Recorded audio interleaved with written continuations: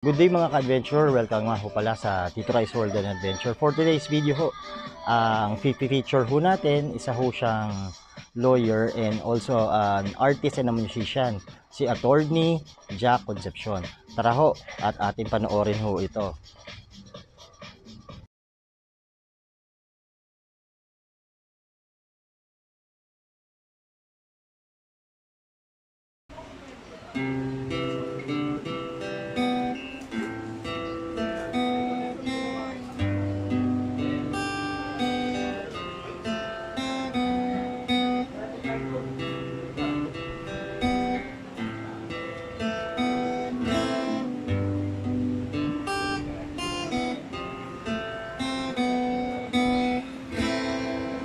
Sabi doon sa awit, tao'y di maglalagi. Tulad ng mga hayop, panahon ay kaiksi. Gumapang man tulad ng ahas, o lumangoy sa salapi. Lulubog din ang iyong araw, di na magigis ng muli.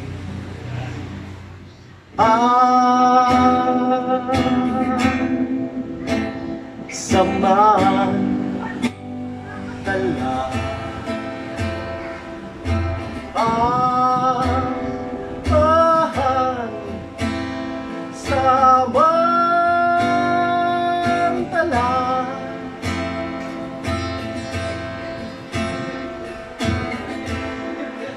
paglalakbay kay dalas makasabay.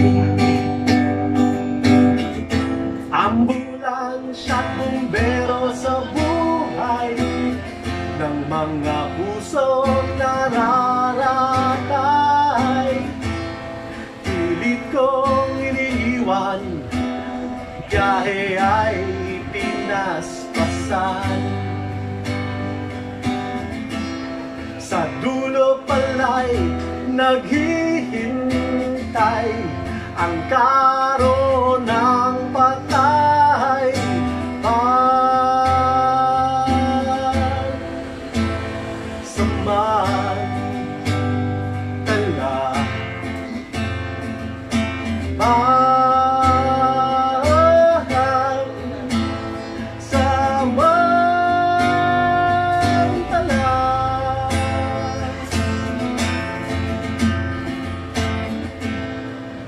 Saling mabigat ang iyong kayamanan.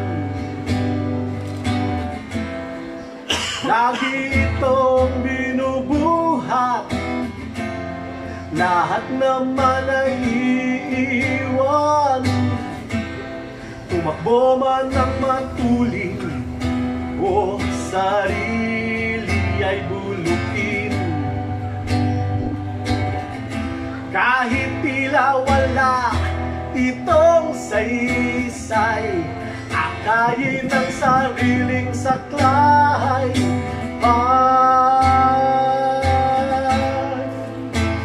Samantala,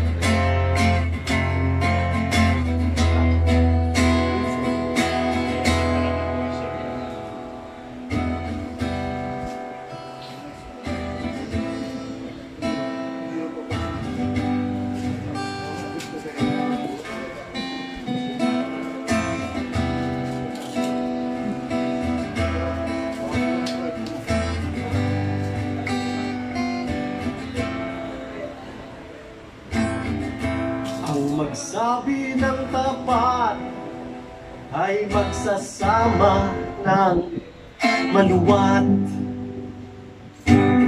Ngunit pag puso'y mabigat, kailan may dito sasapat.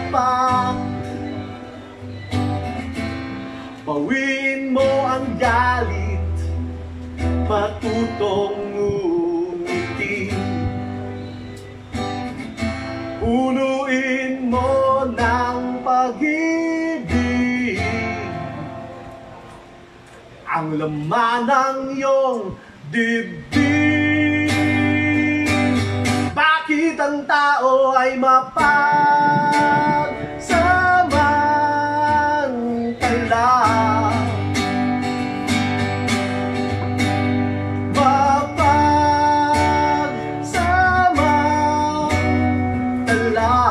Kahit buhay ay, kahit tao ay pagsamantala.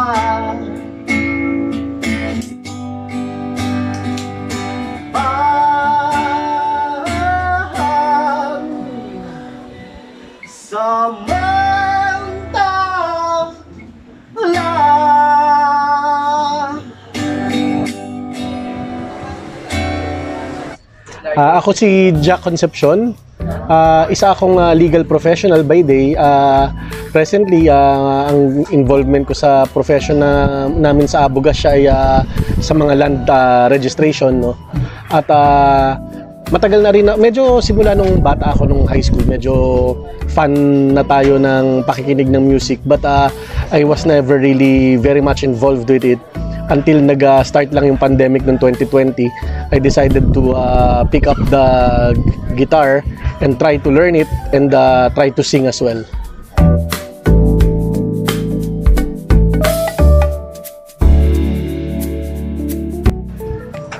Yung description ko dun sa klase ng music na ginagawa ko, I would say na folksy, no? It has those elements ng folk music, but at the same time may mga punk themes and elements din na ipinapasok.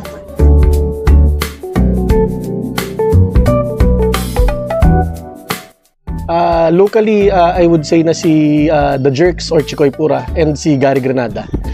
Saka si, I guess bukod dun sa dalawa na yon, doon sa mga tema ng isinusulat ng mga kanta, siguro si Koyang Jess Santiago. Si foreign artist na influence ko, I would say si Jim Morrison siguro, The Doors.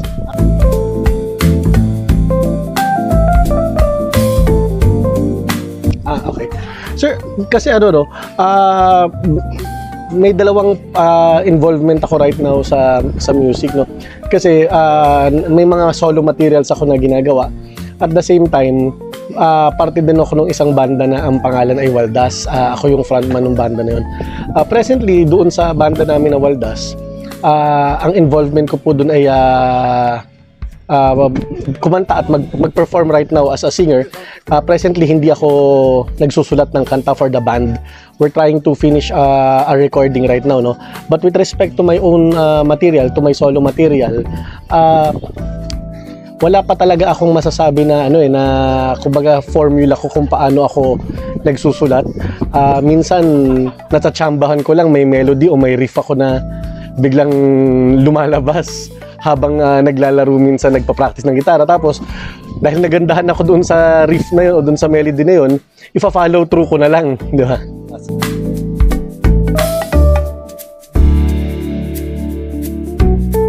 Sir, ang ginagawa ko talagang may fix ako na finifix ko talaga yung schedule ko na halimbawa, kung etong araw na ito, nakalaan to para sa trabaho, talagang walang extra curricular akong isingi, talagang trabaho bahay ako ngayong araw. Tapos halimbawa tomorrow, yung schedule ko may naka-schedule talaga ako, halimbawa na may gig o may recording or may whatever na music related, no? Kahit anong pit-pit nyo kumbaga sa akin, hindi nyo mapapabago yung schedule ko for tomorrow kasi talagang naka-fix na ako doon. So I find that helpful na yun talagang minamanage ko yung oras ko ng ganun. Kumbaga minsan nagkakaroon talaga ng kompromiso na nagsasabi ako na pasensya na lang minsan sa trabaho or vice versa sa gig, sa music naman, kasi hindi talaga pwede, kasi kailangan hindi mo guluhin yung schedule na yun, kasi hindi ka pakakainin naman ng, halimbawa nung hobby ko na to, hindi ako pakakainin nito, and at the same time hindi naman po pwede na puro trabaho lang at puro kain lang at pinansyal lang aatupagin. Kailangan may ginagawa rin ng music para doon sa soul naman natin, kumbaga.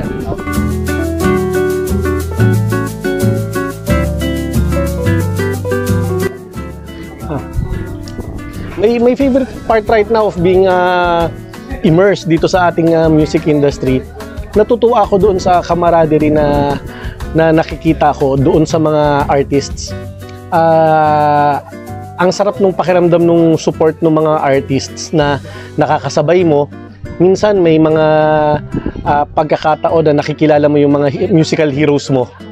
Tapos at the same time, biglang pag magiging, minsan tsamba na magiging kaibigan mo yung mga heroes mo at makikita mo na may support sila doon sa mga newbies na kagaya namin, di ba? So napakasarap ng pakiramdam na gano'n, ano? Most challenging, siguro for me, ang most challenging is yung fact na I cannot do this full time. So yung balancing act talaga dun sa oras para, kumbaga doon sa yung oras para dun sa tunay na mundo na ginagalawan ko, kumbaga sa trabaho at sa pamilya, para ibalanse siya dito sa yung bagay na ganito, yung music na nakakapagpasaya sa akin.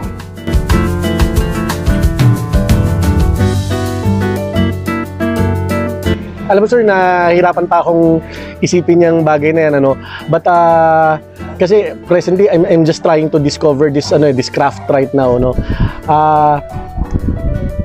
Definitely I see myself evolving, but as to the sound, as the musical direction or the sound, sa tingin ko wala masyadong magbabago doon sa musical direction, kasi yung present na tunog na ginagawa ko right now, gusto ko siyang kumbaga talagang ma-explore yung present na ginagawa ko ngayon. So I don't see it changing drastically in the next couple of years.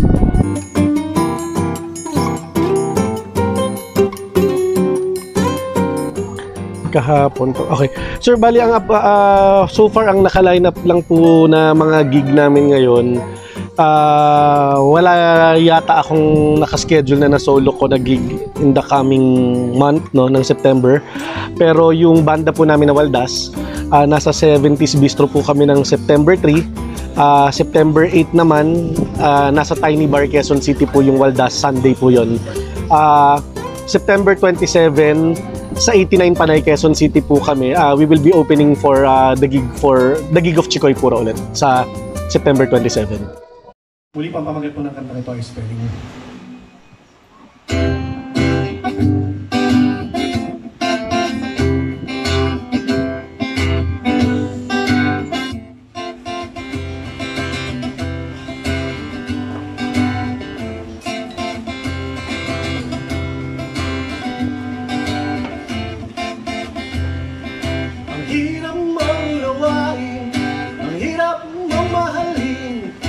Alam mo nang ikalolokohin, naniniwala pa rin.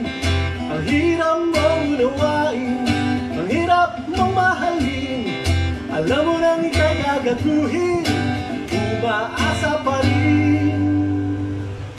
Ikaw ngayon ay naiiyak, dahil ikaw ngayon ay nasasadlak. Pero noon ika'y nagpapaindak, habang ikaw ay nanlilibak. Ikaw ngayon ay nakabaon, manggay inagaw dahil nagugutom. Kung inakaw mo ay bilyon-bilyon, hindi ka mababaon. Ang hirap mong unawain, ang hirap mong mahalin. Alam mo nang ikalolokohin, naniniwala pa rin. Hirap mong unawain, ang hirap mong mahalin. Alam mo nang ika'y gagaguhin, umaasa pa rin. Sinubok na ika'y iligtas, pero ikaw ay nagmamatigas. Pag-ibig ng iyong sinturon, ang kamaoy nakakuyong. Hindi ikaw ang aking kalaban, isa ka nga sa pinaglalaban. Huwag matakot sa pagpapasubali, bangon ang iyong sarili.